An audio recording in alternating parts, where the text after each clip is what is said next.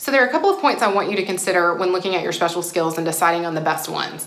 The first one is, do you have special skills that fill in the blanks for the screenwriter? So let's say, for example, a screenwriter wants to include a fight scene. They're probably not gonna write out action for action what's happening in that fight scene. Instead, they're gonna look for actors that have the special skill of, say, martial arts. They can come in, work with a fight choreographer, already know their stuff, and then create a fight scene. So you're filling in the blanks, as in you're filling in the action between the lines.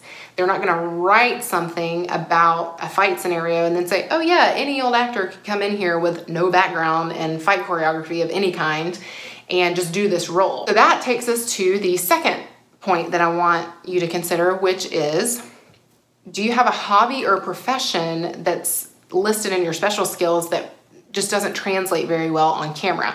So for example, travel, fashion, DIY, real estate agent, those don't necessarily translate to on-camera action. So you want to consider not only does this special skill translate to on-camera action, but is it actually adding anything to the script that the screenwriter can't? Or is this something they could really call anybody in to do? So let's look at one more example here. That is DIY. I mentioned that as not being a strong special skill. Here's why. I've had commercial auditions for big box home improvement stores, and they were DIY affiliated, and they did have something in the script about, hey, may need actors that can do some type of DIY like paint.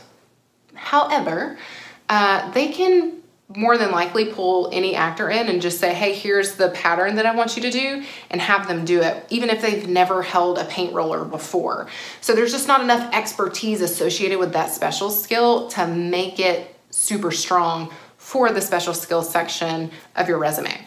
So if you're still kind of confused about that, if you're still thinking, I'm not sure if this skill fills in the blanks for the screenwriter, then just post what you have, the ones you're curious about, in the group, in the Q&A section, and I'll help you navigate through that.